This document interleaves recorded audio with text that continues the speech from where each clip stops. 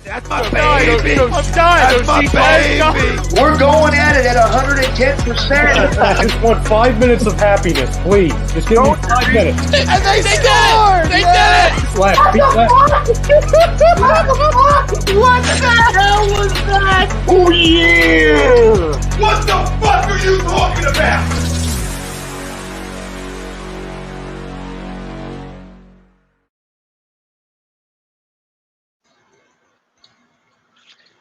What's up, fam? Welcome to another edition of Lazy Booking live on A2DRadio.com. That opening is absolute fire, by the way.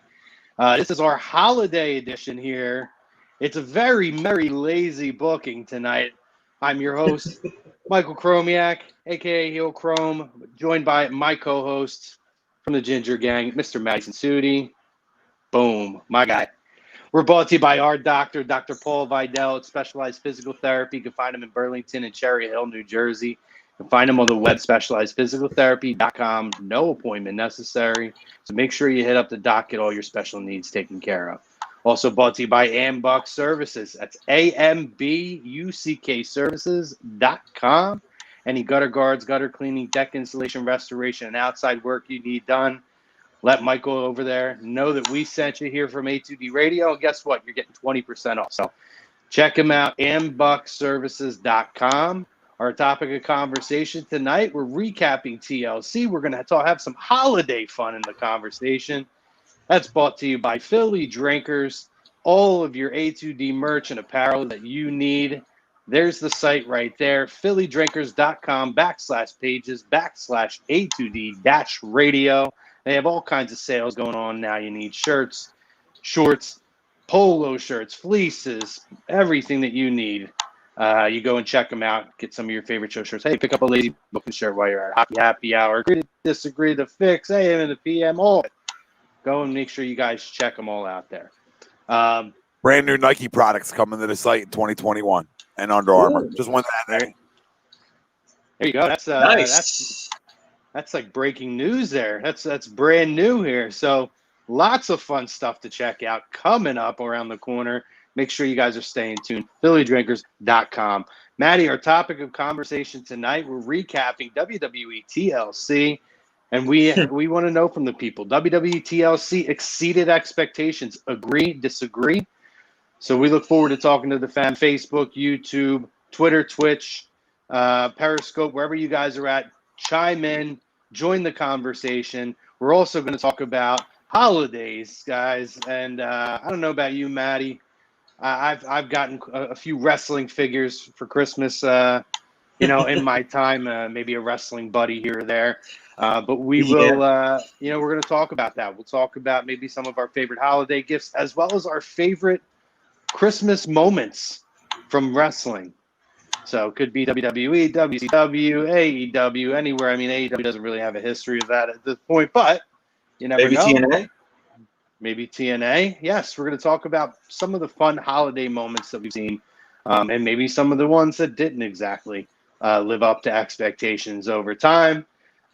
So over the next hour, we're looking forward to talking to you guys, leading you into A2D After Dark tonight. So make sure you guys stay tuned for that. That's going to be a holiday episode. Myself, Dad, joining the ladies who have a fantastic show over there.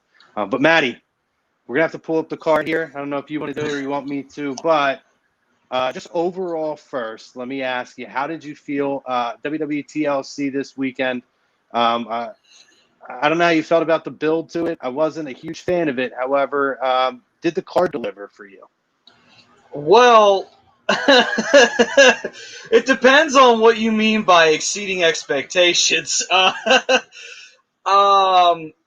the most part, it was a pretty solid WWE show, with the exception of maybe, I didn't really give too much of a shit about the build-up to the Hurt Business and the New Day, but the match was fine. I had no issue with the match itself. Build, I just didn't care for. Other than that, though, for the most part, the TLC matches were fun. And the main event was, I definitely didn't expect it. I definitely didn't expect that towards the end, to say the least. But all right, so let's do a rating scale on a scale of 1 to 10. What do you rate? What do you rate it? I would give it a. I'm kind of. I was thinking maybe 7.5, 8. I was thinking around that range. I didn't think it was all that bad, honestly. No, I'm actually not far from you, Matt. I actually really enjoyed the card. Overall, one of their better pay-per-views, not to be a big event pay-per-view this year, I think. Match quality was very, very good.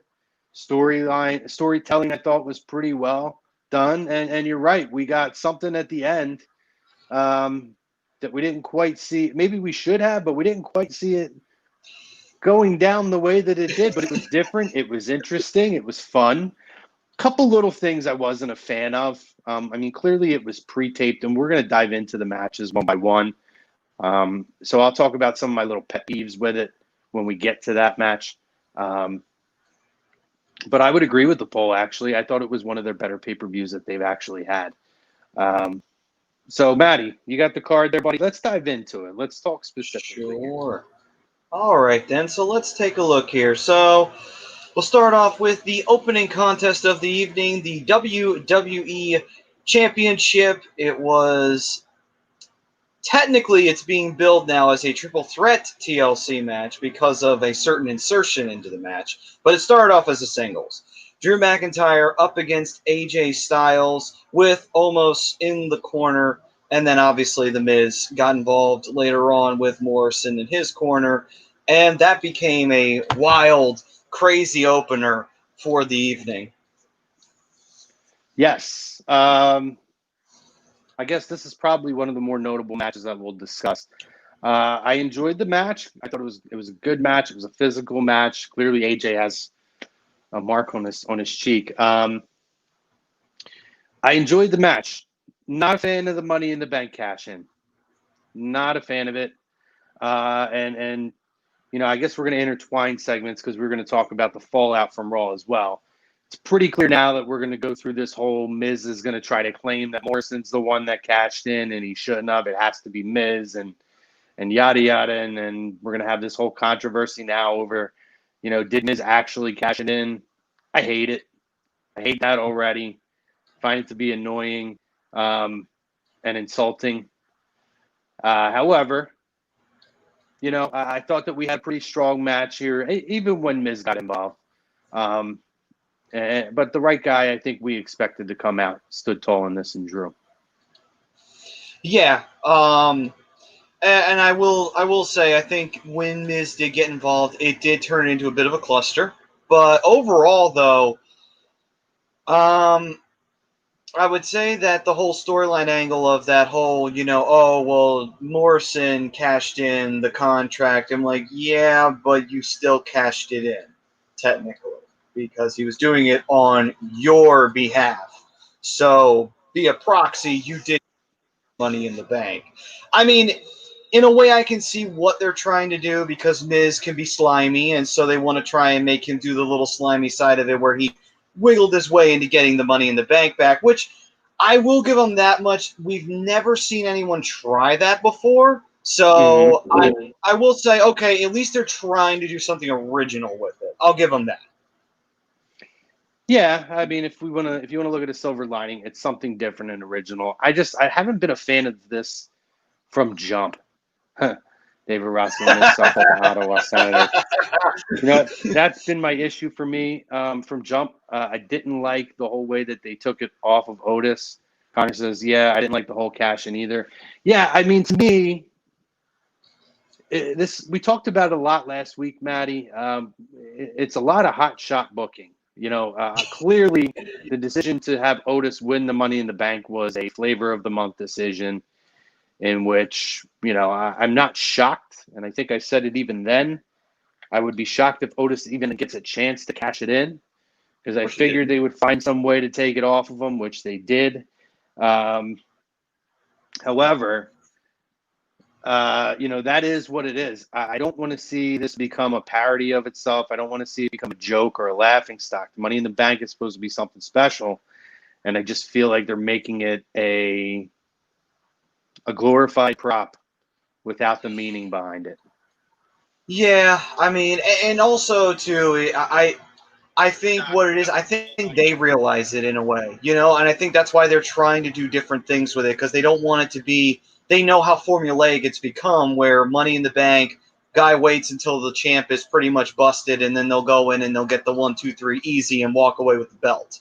Because it's been so far. It's very much you can call it. How many times have we said like, are we going to get the cash in at the end of the night? And we saw it last year. I mean, I think it was it the women's? I think it was the women's where Alexa Bliss came in middle of the match and she took the belt off of Nia. So it's like it's become so formulaic. Or wait a minute, was that 2 years ago? Am I thinking of? No, that was 2 years ago. I'm thinking of Charlotte. I think she cashed in, or Bailey. One of the anyway. There's so many of them. It's become Bailey. very formulaic. Yeah, it was Bailey this year. The point is, we can call it almost. We have a weird feeling of, okay, when's it going to happen? It's a perfect opportunity for that. So I think I could see that. I think they realize that, and that's why they're trying these things. And hotshot booking too aside, I think there's also a little bit of that element. Is that I think they realize it's like, yeah, it's become very formulaic. Let's try to do something new with it for once. Yeah. I sort of agree with you in that you can appreciate the idea of trying to try something different. However, I think they fumbled it this year from jump with Otis. Jet says, what sums up TLC in one sentence? Vince was in charge and also disagree. TLC was awful. I'm surprised at how many people did not like the card. I actually felt like this card, and I'm not talking the build-up, because I would agree, not a greatly built event, but in terms of the actual card, I was entertained top to bottom. I'm interested though. Like, is it more of the results or is it the matches themselves? Because sometimes I think sometimes people disagree because they disagree with the winner. Maybe the match is good and they agree with the match, but they just don't like who won at the end of the day. Which maybe that's the case. Could be. And if that's the case, well, that's a shame because, I mean, it doesn't take away from the fact that we got some pretty damn good matches, I thought, out of this card. Moving on to the next match, Maddie.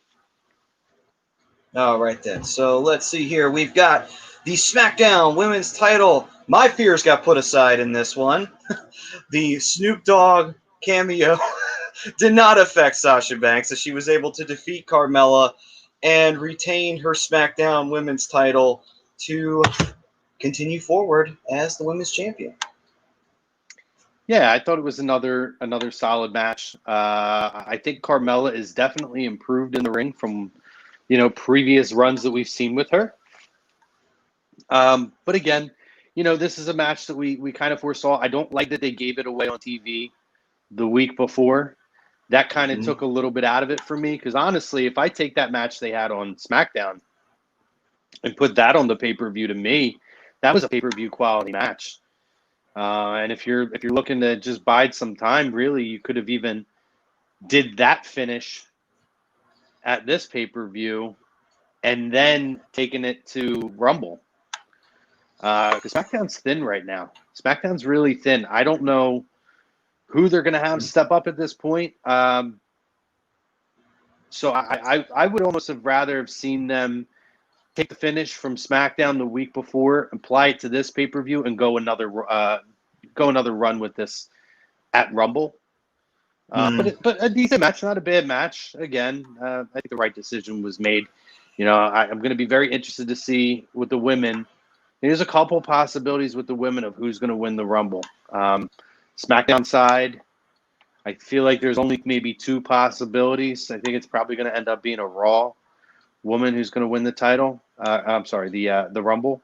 But it's very interesting. Leaves a few doors open for sure. Yeah, and I think we can agree that at some point this coming year, Bianca Belair is going to get the SmackDown Women's title if they don't do a shakeup early. Yeah, I mean, she's the logical name that I would think if SmackDown has the winner it would be Bianca. Obviously, Bailey's always a possibility. So it's going to be very, very interesting. Anthony Ada says he didn't like TLC. Too many botches. I didn't really see too many botches personally. But, I mean, that's what you have when you have ladder matches and table matches and whatnot. I mean, I didn't see anything that was glaring to me. Greg Malakovic, what's up, fellas? I thought TLC was pretty decent. I hate to have the main event. The main matches ended up being more than 1 versus 1, and that ruined it a bit. But I definitely thought it was really good. He also says he agrees to the poll. Agree with him there. Next match, Maddie. Sure. So the next contest on the board is the Raw Tag Team Championship match. The Hurt Business coming out on top over the New Day, Cedric Alexander and Shelton Benjamin, your new Raw Tag Team Champions. Yeah, I was a fan of this match. I think they made the right decision by giving it to the Hurt Business here. You know, we talked last week, Maddie, about how the conflict of interest, right, of having the Hurt Business, you know, with the whole retribution angle be the faces and heels at the same time, right? But when we talk about what are they going to get out of it, right? The whole thing they were supposed to get out of this was a tag team title shot, right? A legitimate tag team title shot. So to have a payoff, at least from that, from running them through the ringer for that, I thought was good. Clearly, there's going to be something with Cedric Alexander down the road where his head's getting too big for it to fit through the doorways. But yeah, I enjoyed the match, and I enjoyed the result just as much. Anthony thought the match could have been better. It could have been. Wasn't bad though. I think like the match kind of took a.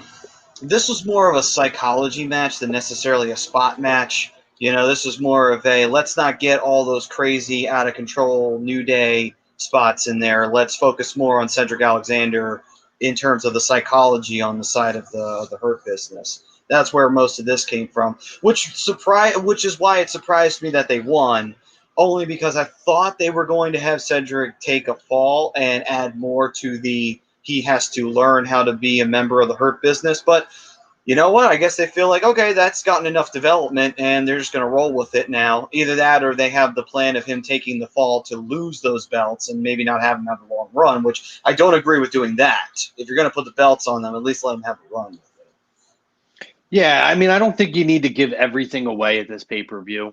And I think that's the key here is, you know, you expect to see a lot of those big spots, athleticism and this and that. And it's not necessarily to pull all the tricks out of the hat right away. Clearly, this is a program that's going to continue on. They emphasize that with the exclusive .com backstage interview with the New Day. So I found that to be interesting, though. They really, really focused on the New Day, you know, basically reestablishing themselves, and this isn't the end. It's a little fall, but, you know, we're still as good as we always are, kind of a deal like that. He says, Matt, you're right. That's what turned me off. But I'm wondering if we're getting some seats for the New Day to split at some point. Maybe. I mean, Big E's already doing his own shtick with Sami Zayn on SmackDown, so... which we didn't mention, but Big E also defeated Sami Zayn on the pre-show. So that should set up a future Intercontinental title match for Big E, which I love. I'm all in for that. I cannot wait until somebody takes it. He has to take that title off of Sami Zayn, right? Was that announced for? I thought that was announced during the pay-per-view for Christmas that it would be for the Intercontinental title. Right, but the pre-show match was the setup for this match.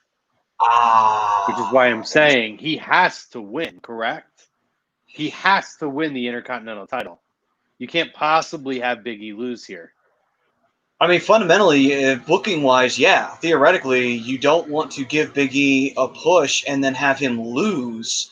You know, even if he loses in a cheap way, it's kind of like, it's just you've been building up Sammy to be this shit heel who can't really fight on his own. He just keeps getting his ass kicked when he gets into the ring. So it's like for him to beat Big E in a cheap way, I don't know. It's a little hard to buy because Big E being this gigantic dude, and you're like, well, you know, it wouldn't make much sense, you know. And plus, also, you want to kind of, at this point, you gotta, since you're doing this whole new thing with Big E, which I wouldn't say is a massive change from what he did with the New Day.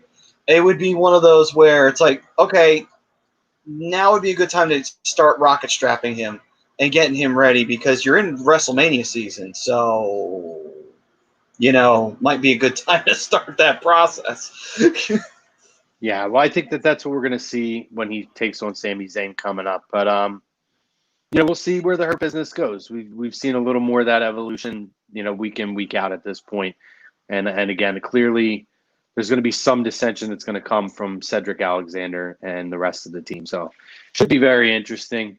What do we have next, Maddie?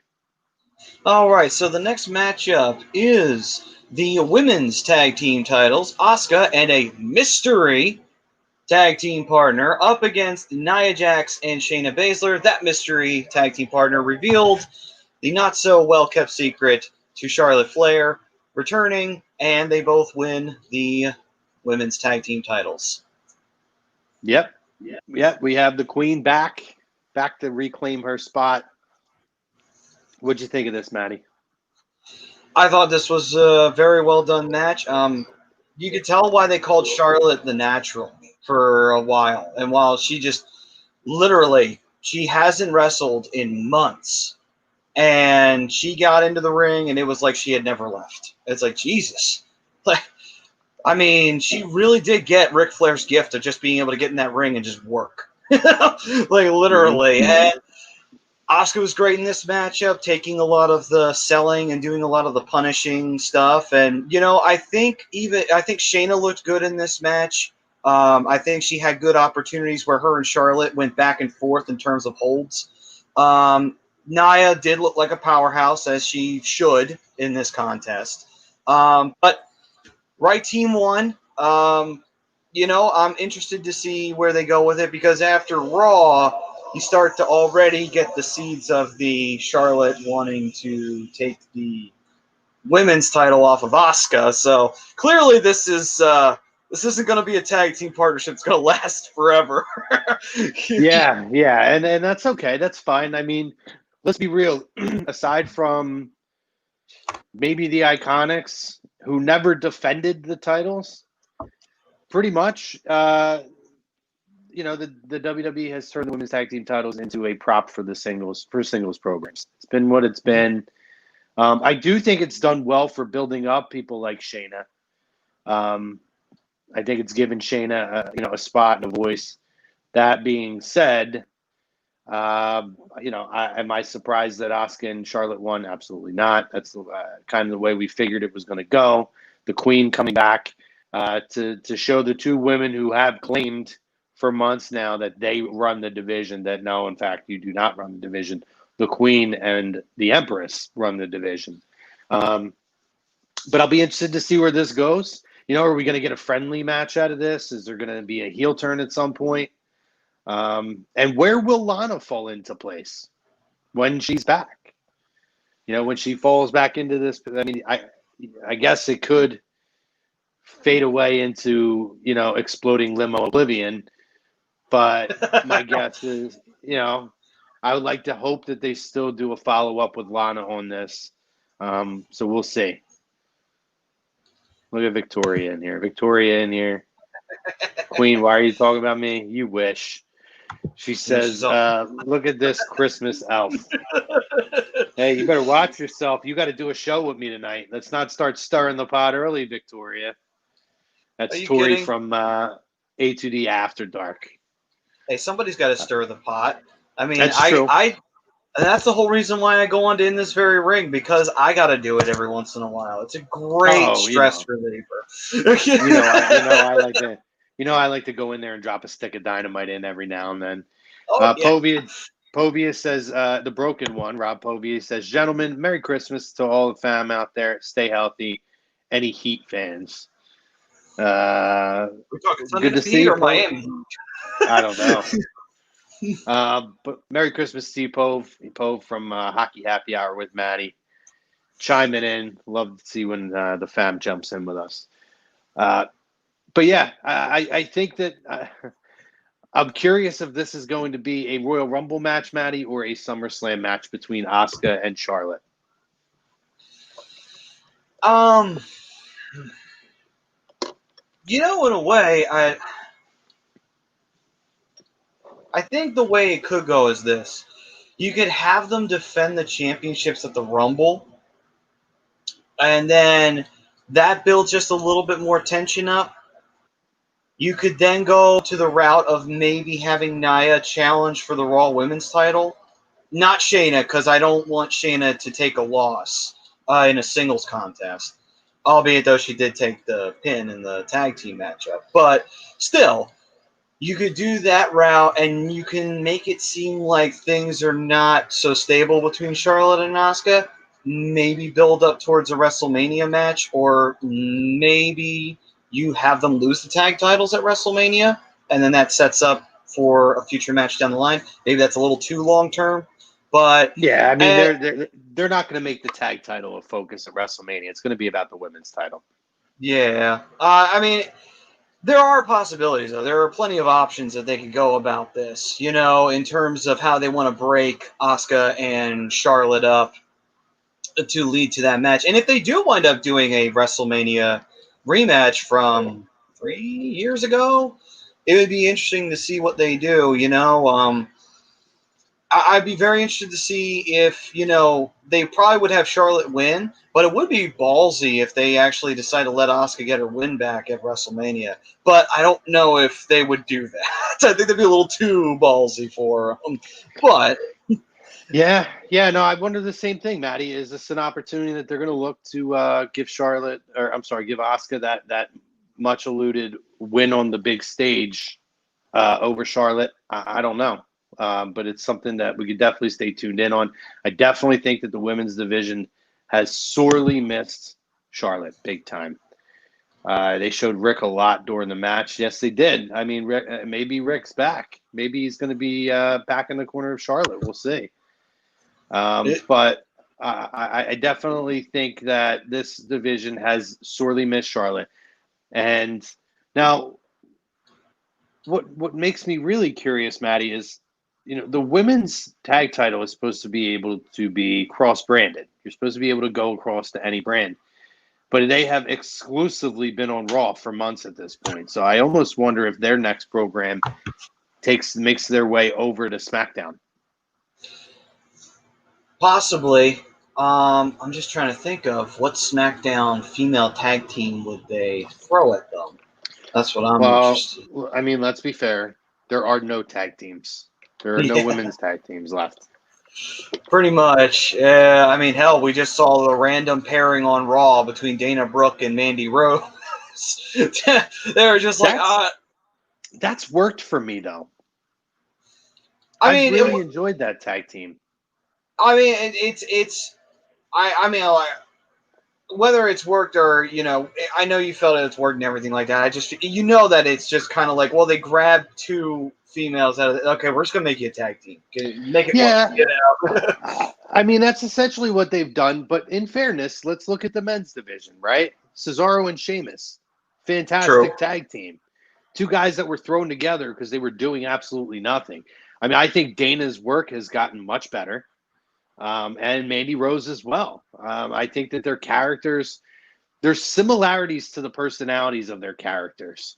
Even, from everything from how their physical peak and makeup and the way that they approach it, how they're both really big into fitness and they are both muscular, to two women who both can, there's a legitimate, hey, like what they do in AEW where everybody has to have a faction, you know what I mean? It's to survive. It's like prison rules, right? Like to survive, you got to be in a group. You got to have a faction. Well, it's gang wars. What I would say is it makes more sense in in the tag team division, I have never had a problem with them just throwing tag teams together. My problem is that they never last. They're simply to enhance a single storyline. That I don't like. But I look at the Bar and how successful the Bar was together. And they did sustain that for 2 years. I look at these two women and I say, even look at Alexa Bliss and Nikki Cross. That worked for the year that it worked, and they ended up being a team. And honestly, the breakup made a lot of sense when they did it and how they did it. So I wouldn't even look at that as like a failed attempt. It's not like these hot shot, let's just get a pay-per-view and throw somebody on the card. You know what I mean? I think that these two, I would even maybe venture to say, are a legitimate tag team in this division that has just about none. I mean, yeah, you could argue that because really, when you think about it, if you've been together for more than a month, that pretty much qualifies.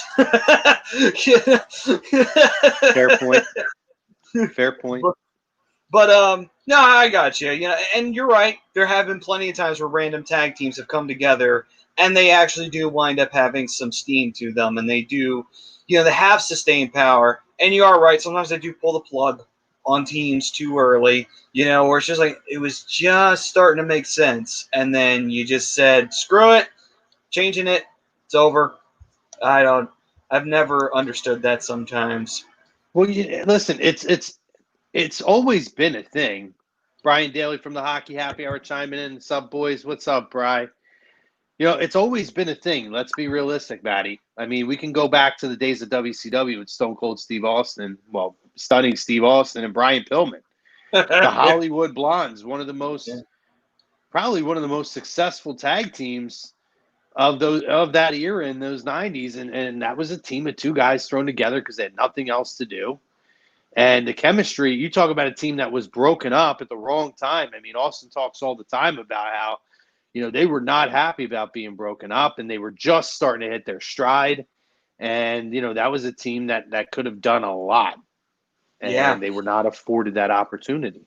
True. And I mean, and, you even get minor tag teams that go on to enhance a character, even if it's just a character, like, for example, X-Pac and Kane.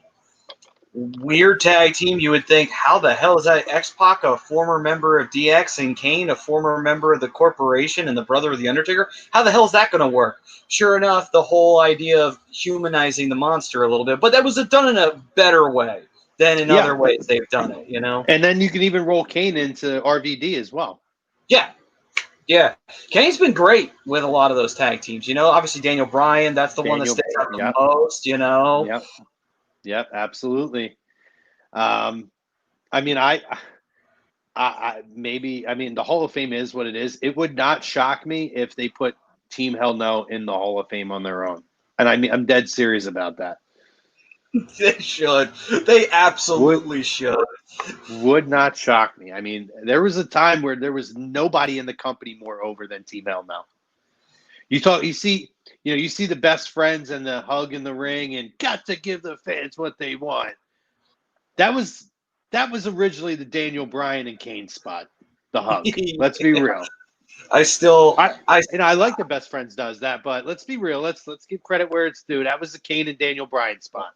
Totally. I still laugh my ass off to this day when they hugged and they were squishing Randy Orton in between them because Orton's like, I'm not much of a hugger. And they just hugged right in between it. Like, that made me I was on the floor rolling because you just see Orton just seething in the middle. Like, God damn it.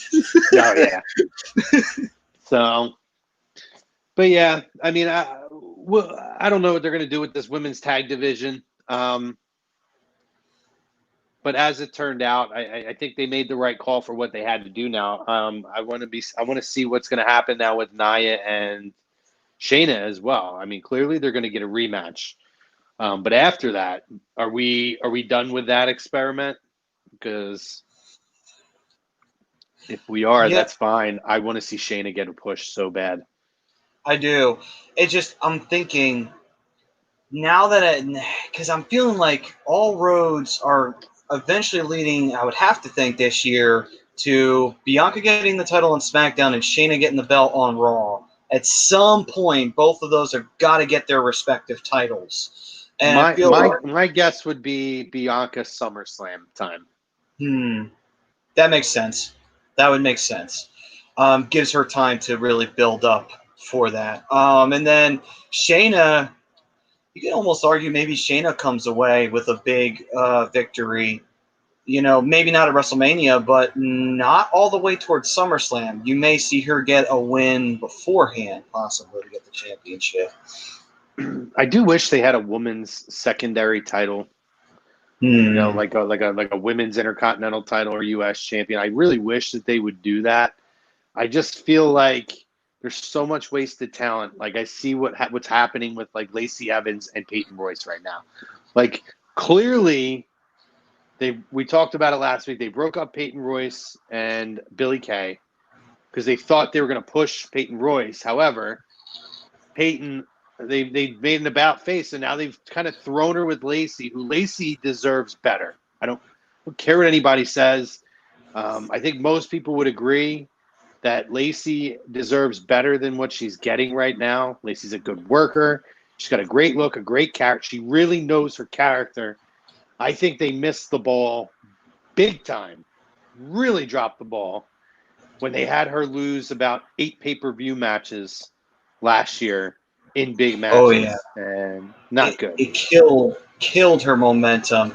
The most travesty one was at the Rumble. You know, when she had her kid there in the front row and everything, and it's all signs pointed to her beating Bayley that night, and she did. And I'm like, what? Like, it just did not make any sense. So I'm not putting it on par, but I'm going to make the parallel of it. The last time I recall them sending out such a clear-cut sign that someone was going to win only to pull the rug out from under us was WrestleMania 19 with Booker T. Everything in that build told you that Booker T is going to win the title at WrestleMania and have his moment. There was no reason he shouldn't have. They went to places they shouldn't have gone to set that up. Oh, yeah. And they did not put the title on him. You know, obviously that's a little more of an extreme example. However, I can't think of any other situations that it was so blatantly clear that somebody was going to win and win a big title at a big show only to have the wool pulled out from under them. And the worst part of it is, too, is that what did that ultimately lead to? After Booker T gets robbed, which is basically what happened, he got robbed of the World Heavyweight title at WrestleMania 19, it led to Triple H inevitably putting Goldberg over at Unforgiven. And if we all remember Goldberg's first run with WWE, it wasn't exactly stellar. So, Not great. Not great. But we'll see. You know, we'll see how this women's division shakes out and how, where we go as far as Asuka and Charlotte. So moving on. All right. So on to the next matchup. The first of 2 main events of the evening. I guess the opening match can count as a main event too, if you want. Mm-hmm. But WWE Universal Championship Tables, Ladders, and Chairs match. Wouldn't have it any other way. Roman Reigns, the head of the table, with Paul Heyman in his corner, defending against Kevin Owens. And another one of those, this was a wild, crazy contest. And I think both of them, ironically enough, you look at the two of them, you figure like, would that work? Like you would think offhand, like, I don't know. Like Kevin being Kevin, Roman being Roman, I don't know. Ironically enough, they got in the ring and it was fun. It was a fun matchup at the end of the day. The spots they did where Owens desperately trying to climb the ladder. Reigns grabs him from behind. He hits him with the stunner. Reigns goes flying out. He does a pop-up powerbomb to Uso and puts him through the announce table. Reigns speared Owens through the table after Owens got up and slapped him right across the face. Roman's trying to tell him to stay down. Roman's like, all right, screw you. And then he spears him right through the table. It's like a lot of stuff in this matchup this was a really wild, crazy match. I would dare say maybe a little bit more wilder than the opener. Maybe. That's a big debate right there. Which one was crazier? The matchup where the Money in the Bank got cashed in, or the matchup where Jey Uso kept interfering? I would agree with you, Maddie. Actually, I thought this was a really good match. A lot of really great spots, and again, uh, I believe that Kevin Owens deserves another title run. I really truly believe it. I don't know if you got a chance to catch it. If you haven't, WWE Chronicle, they did a special on Kevin Owens leading up to this, and kind of from the end of November till December 11th, I think, is when they followed him. And it goes through, a lot of the build of this match. And Kevin Owens is a phenomenal, phenomenal talent. And I've talked about it on this show. And I still feel the same way coming out of this match. Kevin Owens is one of the best workers and one of the best talkers in the entire business. Hands down, without question. I thought I'm at this weird place with this Roman storyline again, okay? I keep having this like hot and cold feeling with it. I don't buy Uso getting destroyed with a chair and now he's just, like things are fine. Like it makes no sense to me that like you were, so you knew morally what was right and you were kicking his ass so much, and all of a sudden the next week later you're like, hey, you can do whatever you want to me, I'm your bitch. It just makes no sense to me. I don't buy it. It's turning me off to a lot of it. I still like Roman's character, but what they're doing now to continue to portray that character, I'm hot and cold on it. You know what they should have done?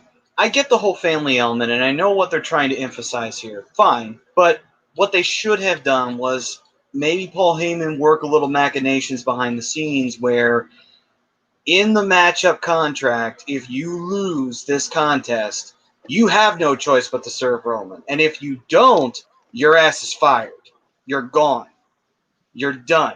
Doesn't matter if you're his cousin or brother or uncle. Doesn't matter. You're fired. That, to me, would have made more sense. And the reason why is because, well, he has no choice. I mean, It adds, yes, you got the family element, which twists the knife a little bit more, but it's even worse because it makes Paul Heyman even more of that evil, nasty figure sitting in the background. He's like, he even put that in there to make 110% sure that you cannot get out of this. It's not even just by family obligation. You are now legally required to do this, So Yeah. they probably should have done that. Well, this is where there's such a contrast, right? I look at Kevin Owens, and I think this is one of those cases where even in defeat, I think he came out looking like $1 million. There's a whole build-up. This was one of the better built programs in terms of the work he put in. I thought they really did a strong job of emphasizing that he's willing to do anything to try to win that title and that he's a tough-ass guy who's not going to stay down. And I thought they were really, really great with showing that. But backing out of that, now I look at Roman, and I don't know if they're going to go the route of, Paul Heyman was planting, evil seeds in his mind all along or what, but we look at Super Roman, Maddie. He's not a different person. He's not a different human being, right? It's still the actual person. Super Roman beat everybody and took a shit ton of punishment and never needed a leg up. You're going to now tell me that just randomly out of nowhere that now heel Roman needs help in everything that he does? Everything like that. You want me to believe that?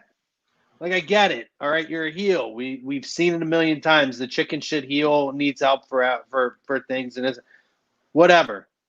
But at the same time, like, I would rather see them do what they started to do the first time and have Roman. In hindsight, I didn't mind Roman kind of just coming in and winning at the end of matches. Right, that starts the wheel.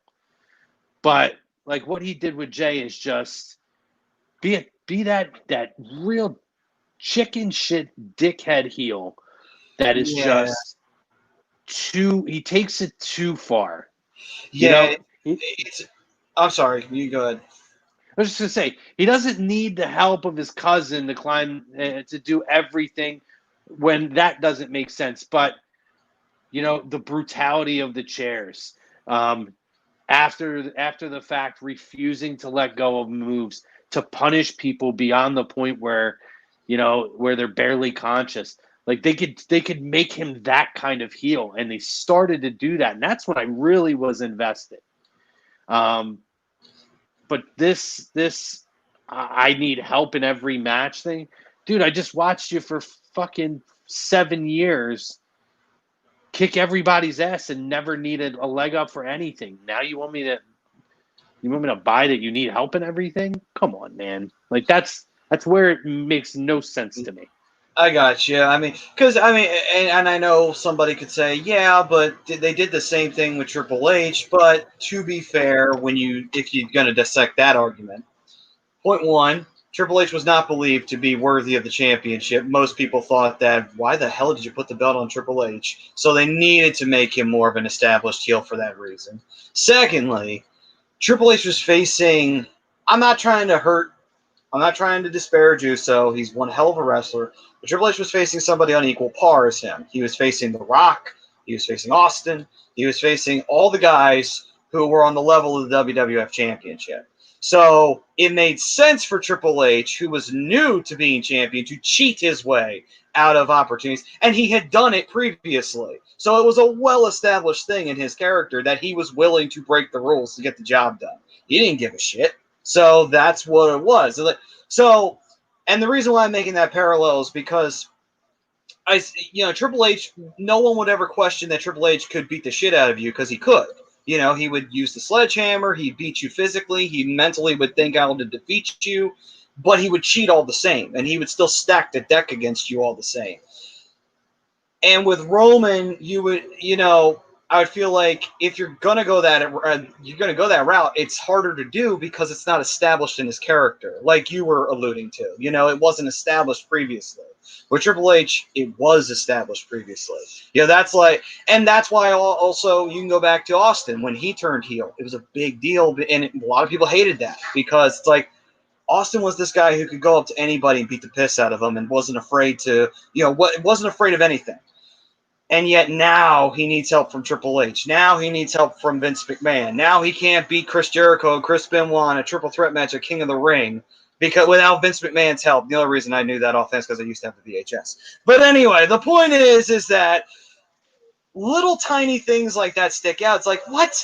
Like, how the hell does this make sense? Like, it just doesn't because it's not previously established. Yeah, I mean, I look at the build that they have for like Lars Sullivan, right? And what he's supposed to be. Like, you can literally make Roman that guy. Just come in and be vicious, unrelenting, and just destroy people. And it doesn't matter how many referees come in to try to tell him to stop or officials. Just make him that guy. Like, I would buy that 1,000 times over. That's what I really enjoyed about the Jey Uso program. But what it's evolving to now is just ridiculous. And they don't respect our family name.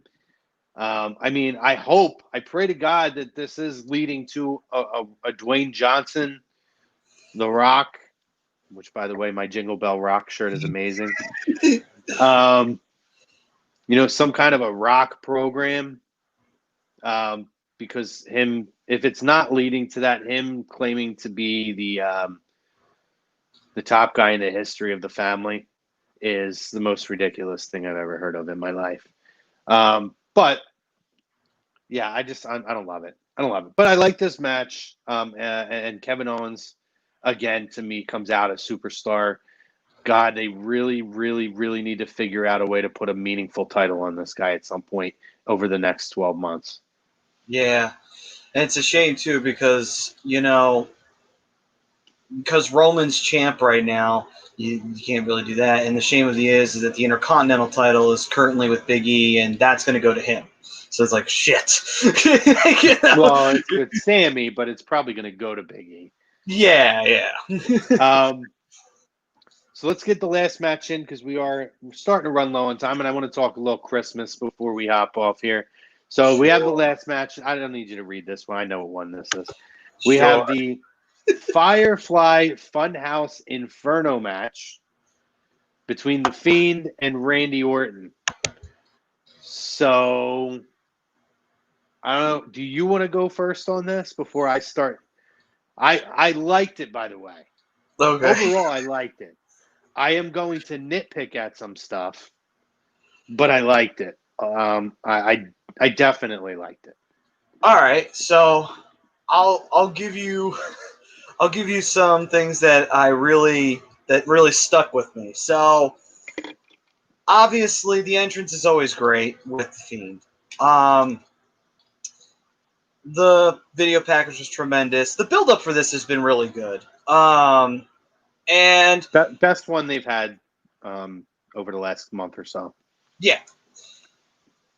So the whole when the Fiend lights up everything, that was cool. When they decided to bring that out, that was a cool moment. When he lit the belt on fire and it looked like he was about to whip Orton with it. I mean, obviously he wasn't going to hit him, but still, it was cool because you just see Orton's face as he got like wide eye, like, oh shit. Just to see Orton do that is just, tremendous. But he does that whip with the belt. He tries to set him on fire in the rocking chair, which I thought was creative, but I felt like, they couldn't do it because they wouldn't be able to get around it. But it would have been smarter if he had, had straps on the chair and was able to strap him down to let him on fire. Felt like the Fiend. Sometimes the Fiend's not the sharpest tool in the shed. But anyway, besides that, love the way that they originally set him on fire, where it got the jacket on fire and everything. And I give a lot of credit to him because he actually rolled into the ring and, took the RKO. And I was worried about his hair. Not gonna yeah. lie. I'd be worried about that too because it goes all the way back down. But But he stuck with it, and that the fire went out. Thank God. They had only the flammable liquid on him, was only there for the flammable liquid, luckily. But other than that, obviously we all know what one really sticks out, and that is the the ending spot. But I did like the psychology of the relentlessness of the Fiend. Yeah. That was what they were ultimately selling. Like, you can't stop him no matter what you do. Like, Orton sets his ass on fire with his jacket and everything. He goes into the ring, RKO's him. Orton's like, what the fuck am I going to do with this guy? Like, I've hit him with the steps. I've done all this to him, and he still keeps getting up. And all that was great psychologically. But I obviously, we all know what the ending spot was. Surprisingly, no cops showed up. I hopefully the internet has made a massive amount of comments on this of like, okay, so murder's okay now in the wrestling. Well, listen, we watched two people get thrown off of buildings at Money in the Bank. True. We watched Corbin try to murder Elias twice. We watched Sheamus try to kill Elias with a vehicle. So this wouldn't be the first time. No, wouldn't be the first time. And that's just 2020. That's just 2020. You can go back in history and, Big Show falls off the side of the building. Hogan at least tried to catch him, half-heartedly probably. Yeah. Just ask Macho Man. But anyway, the whole thing was just, this matchup was, I will say, it very much lived up to the hype, in my opinion. It was definitely the most bonkers match of the night, and with the 2 TLC matches, that is saying a lot. For me, I liked it overall. It was clearly pre-recorded, which I had made the comment to somebody as I was watching. I think that that's okay. I think that that's fine, particularly in a match like this. You have that luxury of doing that now. I have no problem with them doing that. I was curious when we were going to get flames when the match started, because obviously with an Inferno matches, we're used to it being a little bit different. My little nitpick, Didn't enjoy the recorded laugh track Hmm. over the Fiend when he went to light Randy Orton and Orton gets out of the rocking chair. See, I like to pay attention to subtleties. So, like at that point, what I did like is Fiend is kind of strolling past the rocking chair, stalking Orton, and he just gives a little nudge to the rocking chair. I like that. Yeah.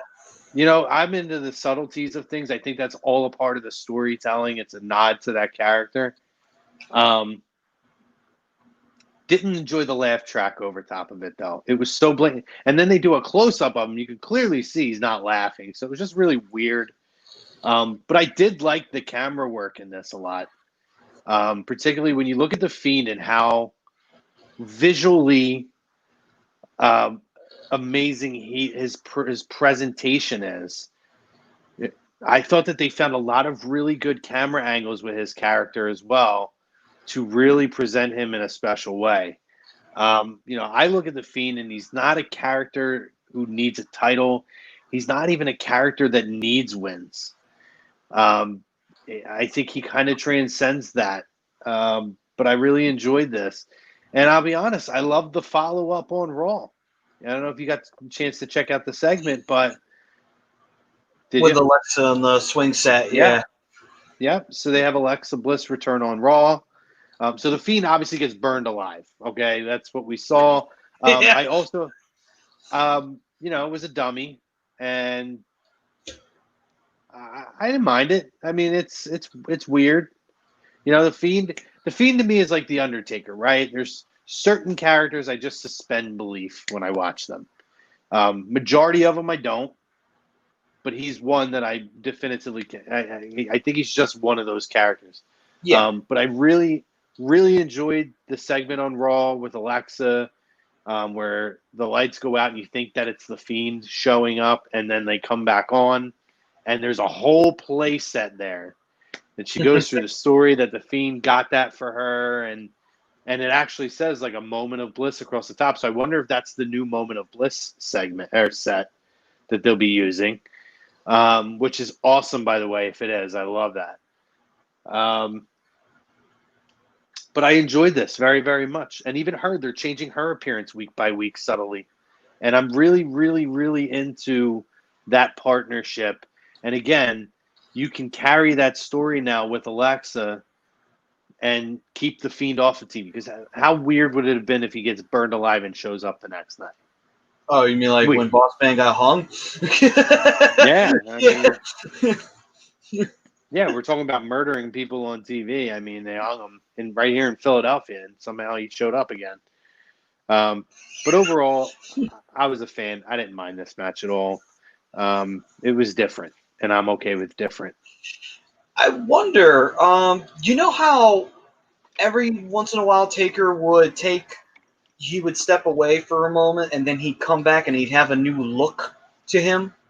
I wonder if maybe they'll do the same thing with The Fiend. There'll be some subtle changes to maybe the mask, maybe his outfit possibly. You know, if they're going to keep him off TV for a little bit and then have that slow build-up. Since they're changing Alexa's look, maybe The Fiend's look is going to change a little bit. He's still going to be The Fiend, but maybe some subtle changes maybe kicking in possibly. Could be. It depends on how long they keep him off of television.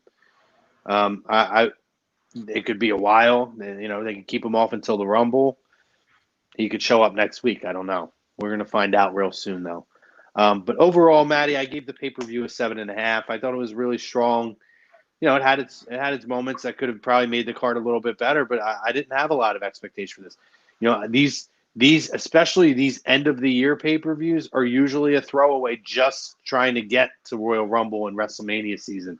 So I compare it to what I've seen in the past this time of year, and to me, I thought that it worked out pretty well. Absolutely. I mean, last year the only real major match was the main event, which was for the women's tag titles. Mm-hmm. So, you know, definitely better. Maddie, Christmas time, buddy. Happy holidays to you, first of all. Merry Christmas to you. Merry Christmas to you as well, Crow. Did you ever get any wrestling stuff at Christmas time? I did. I got a Hollywood Hulk Hogan wrestling buddy. an NWO version of him. So I had him, and he did make noise. So he did do that. Oh, and a Sting one too, actually. So I had those. Funny how I watched mostly WWE as a kid, but my mom got me WCW toys because they were actually Yeah. cheaper. Yeah. You could probably get more. Yeah. However, though, one time at Christmas, my mom actually got a real good bonus, so she got me and my brother one of those old WWE sets. But it was the old SmackDown set, the one with the fist going through the glass. That was so cool. And I used to turn the lights off and use the flashlight to kind of give the wrestling figures an entrance because, you know, that's how they used to do it back in the day. They used to just have the spotlight Yeah. on you. And that was a cool present. And one time my brother really wanted it, so he got it. He got the Elimination Chamber. So, Nice. yeah, so those were some of the really cool gifts that we got. And it was cool because we used to do this. We used to take the belts that they put on the box and we cut them out and we would tape them on the wrestlers to make them nice. they have the championships, basically. See, now, when I was a kid, this is where our generational difference comes in, right? I had the original wrestling buddies, right? I had the original Hulk Hogan red and yellow wrestling buddy. My parents used to do like themed Christmases, right? So like one year it was Ghostbusters, so they got me all of the figures from like series, whatever the series release was then. So I had like the firehouse, and I had the car, and I had slime, and I had all of the Ghostbusters and some of the monsters. But the one year they did wrestling, so I got a wrestling buddy, and I got, you know, all the whatever 6 or 7 or 8 released Hasbro figures were the old Hasbro ones. They were, which are still phenomenal. I still have a couple of them. Well, they were like this big, right? And they had the giant arms on them, like they had like the small legs and the big arms, like the really tiny wrestling figures. I don't know that they had big arms, but oh man, I wish I had them accessible now. Maybe I'll pull one out for next week. But yeah, they were like, you know, they were the Hulkster. Like they had one like this, and he would have to like pull his arms off, and he would do this, and then they had the one that would do like the body slam. I still have the Warrior. I still have the Macho Man. I still have IRS.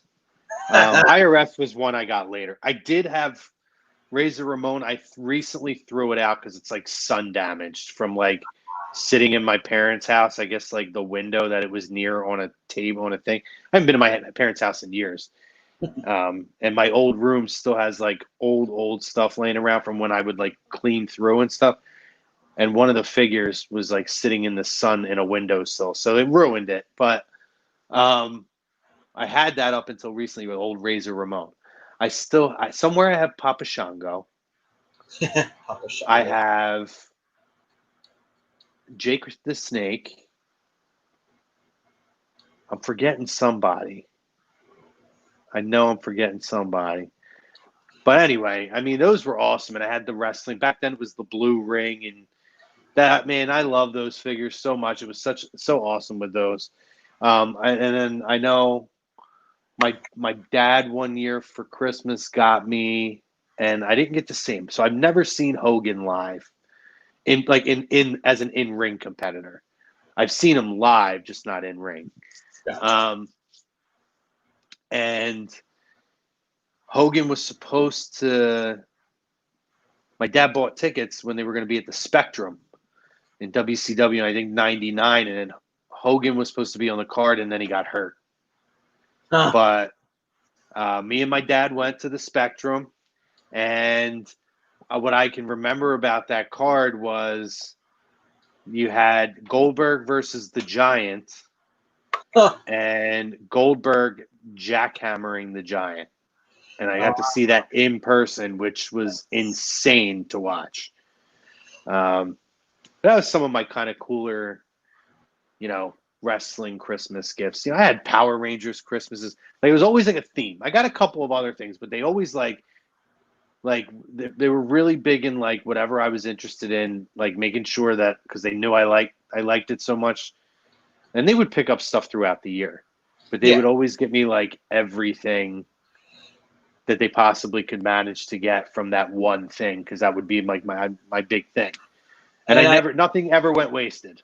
Yeah, and actually, I do remember. I remember these ones. My mom had these little stocking stuffers that she got, and it was these little tiny like bobblehead looking like wrestling guys from back in like '02, and there was a Hogan one we had an Undertaker one, and we had an Austin one.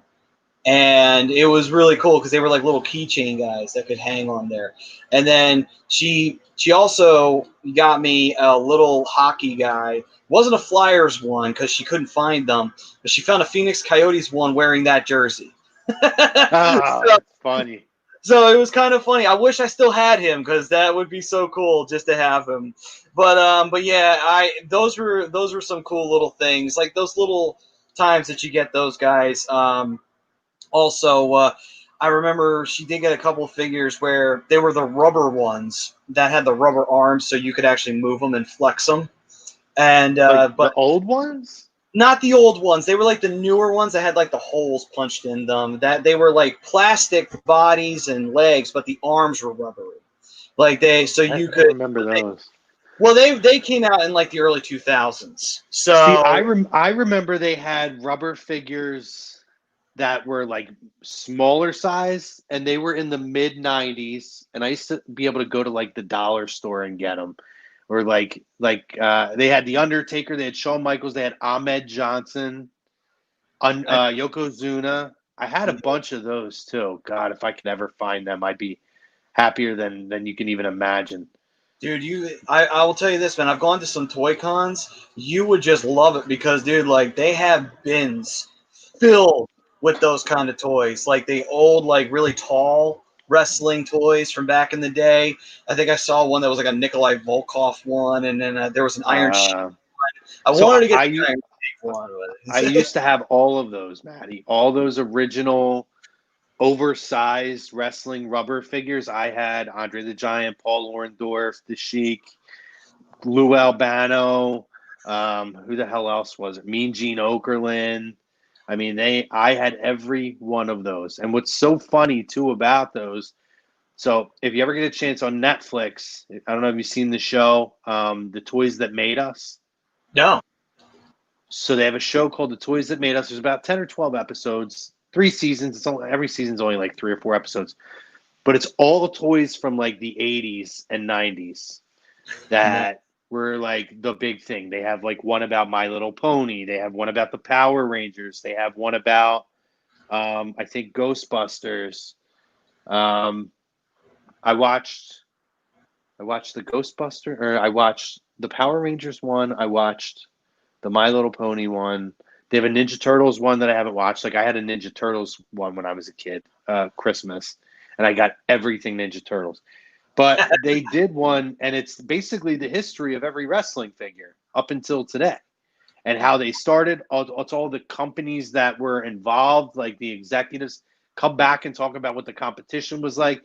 When they go from everywhere from those rubber figures, because there was never a figure like that, how they ended up becoming so oversized when they were actually supposed to be downsized. It's insane.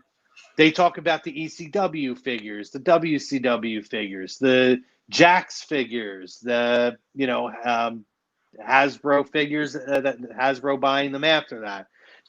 Or Mattel. You gotta go back. You gotta watch it. It's 45 minutes. It's worth it, especially if you're a wrestling fan. I've been fortunate, I guess, enough to be a kid when the first real figures came out. So I remember every figure that they talk about because I had the original figures and remember everything that came out after. But it's really cool to check out. Really, really cool to check out. So before we move to, I guess, moments that we saw on TV, what was like the one action figure or one toy for one wrestler that you absolutely wanted back when you were a kid? Like it was everything Hogan. Hogan. I had to have everything. I had to have everything Hogan. I had a Hogan wrestling buddy. Even when he was NWO, I mean, I was still like, I guess 11 years old. I was still into the figures, so I would get the NWO figures, and yeah, It was. I think I got out of figures probably somewhere around, I guess, when I went to high school. I mean, I think I was. I might even. No, I was still old then. Probably about 13 years old, 14 years old. I started to get them. I would still buy them, but I didn't like sit and play with them. I would just want to have them. Yeah, I But I got would you. like I wouldn't keep them in the boxes. I would still take them out of the boxes, and then they became like decorative things, right? Like I would have to get the badass Billy Gunn one, and I would set it up. That's what I would do. I would have them on a shelf set up. But I think even past that point, probably freshman, senior year of high school, I think I stopped buying the figures totally. Maybe I picked up like a cool one here and there. Now as an adult, I'll buy a couple of them if I'm going to go to an autograph signing. I have some really good autographed ones. And I would like to go back and recollect some of the really old ones, like the Hasbro figures. If I could, I would like to go back and try to recollect some of them. Yeah, and some of them are worth a lot of money. Yeah. I mean, Ms. and Mrs. did a whole episode on I think it was the Moon alternate, Kamala, the Okay, Kamala yeah, figure, where there's only like 15 of them made with a moon on the belly, and the rest have a star, and it was like $10,000 for this Kamala figure. Whew, Jesus. Yeah, people are Wow. nuts for that stuff, man. Really freaking Man, nuts. they are. But And definitely, for me, oh, sorry, what were you going to say? I was just gonna say, definitely check that show out, and I want to know who yours is. Who's your guy?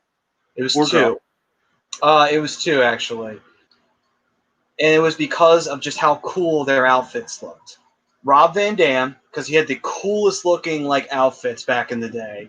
Mm-hmm. And Chris Jericho, because he had the cool looking tights. And I always loved it because every time I saw Jericho and Van Dam, they looked different. And they always had these cool looking, like, uniforms that they had on, and it was badass. Like with Van Damme, it was the dragons and the yin yangs and everything like that. It's like, that's badass. Like, and then Jericho would have the pants where he would have like either like a vine going down with spikes on it, or he had fire coming up on the side. I'm like, that is cool. Like they always had cool looking outfits.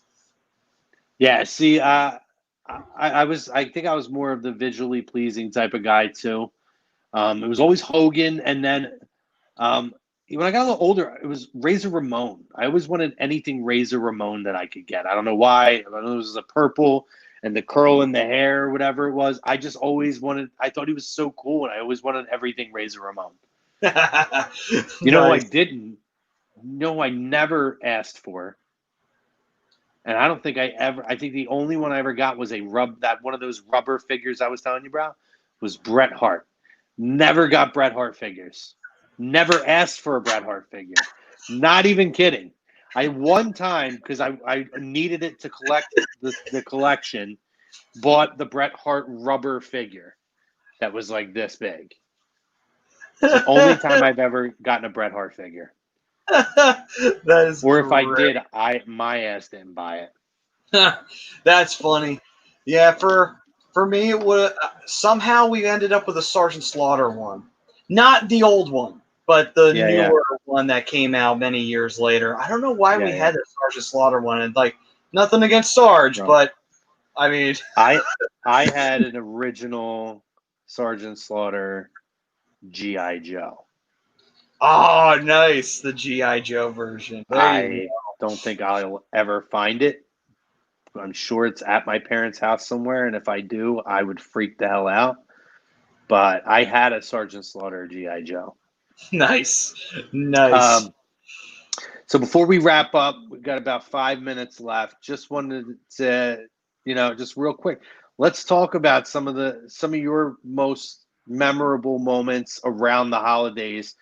Probably going to be predominantly WWE. You may throw some WCW in there, but or maybe ECW. But just give me like one or two big moments, Maddie, that you can kind of relate to or make you think of the holidays in professional wrestling. So Well, one of my favorite moments during the holidays, um, this one sticks with me, and I don't know why. It was Tribute to the Troops, and it was the end of the night. Chris Masters was doing his Master Lock Challenge. So one of the soldiers got in the ring to do it.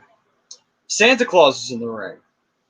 Well, Santa Claus takes off the beard and everything, and it's revealed it's JBL, of all people. And he kicks Chris Masters in the back, and so therefore the soldier was able to break the lock. And everybody was celebrating and cheering, and I think Austin came out and celebrated after that and everything.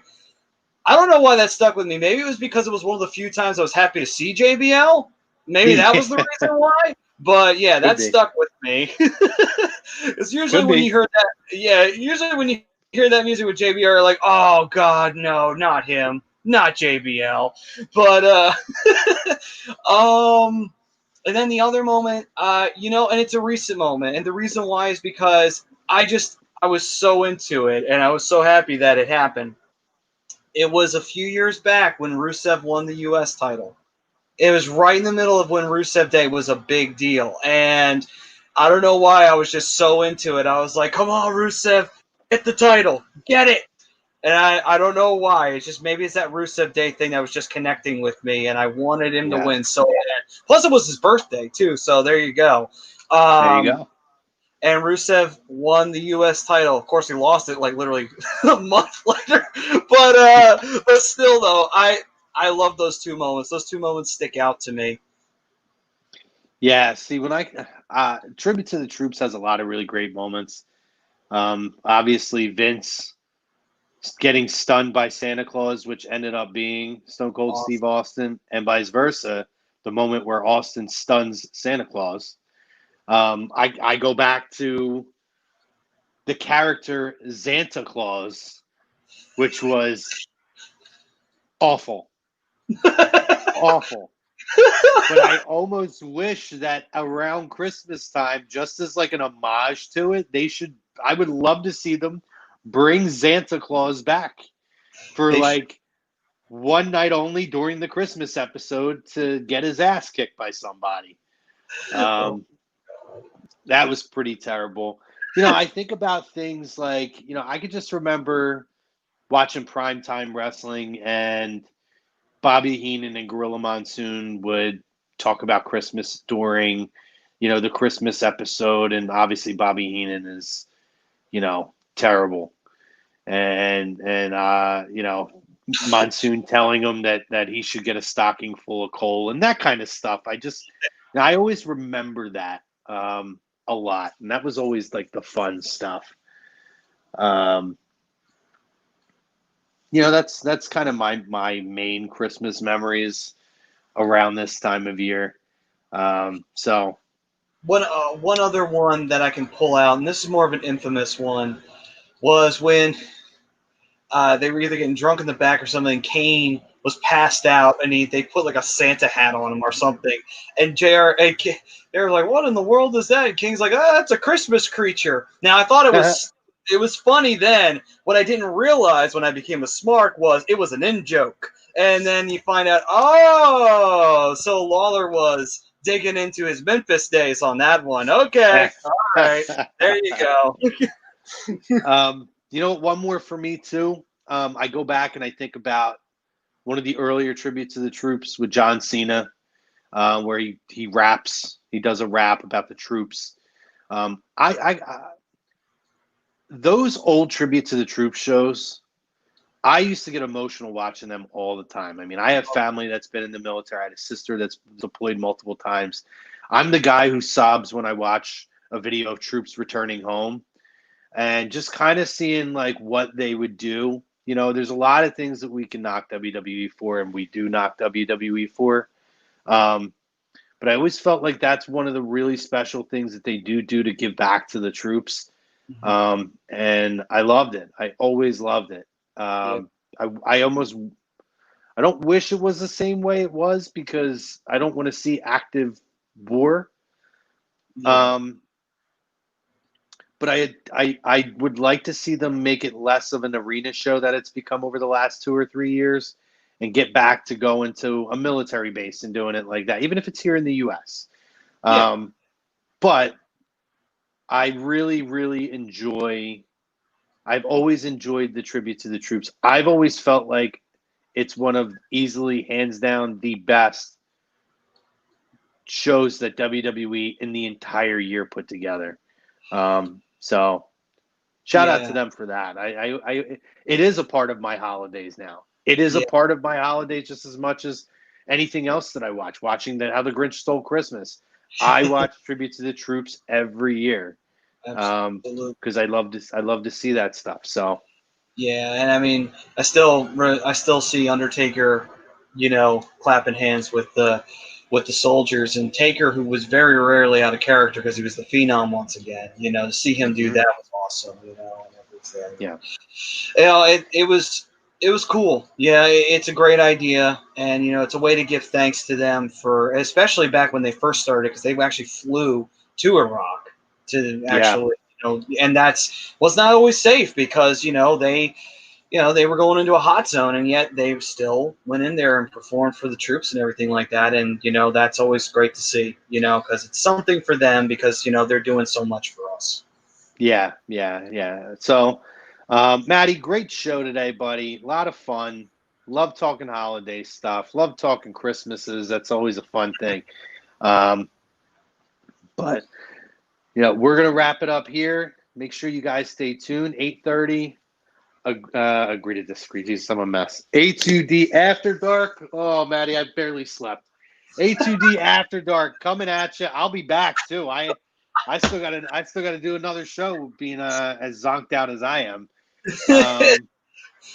But A2D After Dark is going to be coming at you guys. Same thing, holiday themed show. It's going to be a lot of fun conversation. We're going to be talking like Christmas cookies. Maddie's going to be on there. Your favorite cookies. I'm really excited. Really, really pumped for this. Yeah, it's going to be a good one. So make sure you guys check that out. Coming at you here on A2D Radio. Lots of shows. I know. I don't want to speculate on specifically what nights. I know Christmas week can be hit and miss. Some people take nights off. So just make sure you guys are staying tuned, subscribing, set your alerts to let you know when A2D is going to be going live. I'm imagining you guys are not doing a show on Thursday. No, we are not doing a show on Christmas Eve. And neither are we for Birds of a Feather. So yeah, but hey, you know what? Since we'll get a chance to do it now, say Merry Christmas. If you are celebrating Christmas, Happy Hanukkah. If you are Jewish, and just Happy Holidays. If you are neither, like if you're just celebrating another holiday of some kind, Happy Holiday to you, and be safe out there. Yeah, I totally agree. Thank you to our sponsors. Let's get them first. And I want to say Merry Christmas to our sponsors too. Dr. Paul Vidal, Specialized Physical Therapy. You can find them on the web, specializedphysicaltherapy.com. You can find them in Burlington, Cherry Hill. No appointment necessary, so make sure you check out the doc. Ambuck Services, Michael Ambrose, Merry Christmas to you and your crew. They're the best out there. Any kind of outside work, deck installation, restoration, gutter guards, gutter cleaning, let them know that we sent you 20% off at ambuckservices.com. And obviously our boy Alex, love Alex to death and all the work he does at phillydrinkers.com. You can get to that A2D collection. It's phillydrinkers.com/pages/A2D-radio. And to you guys, like Maddie said, Merry Christmas to everybody. And, I just want to say I'm going to put one of these PSAs out there. I did it on my personal social, and I'm going to do it again today. I know the holidays are a tough time for some people, particularly this year, because it's a lot of people can't see their loved ones. I've had people, and it's made me very, very sad, honestly, to see on social media how sad people are and people that are spending Christmas alone. So what I want to say is, I know how tough it can be for people and how alone you can feel at any time in the year, not just the holidays, but, it's okay. Reach out to somebody, reach out to myself, reach out to your friends. Set up a Zoom call, do something. You're not alone. You're not alone out there, and people are out there for you, so you don't have to spend this time of year by yourself. So and be nice to people. Honestly, just be kind to people. But Merry Christmas, Happy Holidays. If you celebrate Kwanzaa, like Maddie said, if you celebrate Hanukkah or whatever it is, we hope that you and your family have a wonderful, safe one. So for myself, for Maddie, for everybody here at A2D Radio, for all of our wonderful sponsors, and for everybody, you guys, the fam who participate in our show, we love you guys. Thank you so much. Take care, and happy holidays. That's my baby. That's my baby. We're going at it at 110%. I just want 5 minutes of happiness, please. Just give me 5 minutes. And they scored. They did it. Left, beat left. What the hell was that? Oh yeah. What the fuck are you talking about?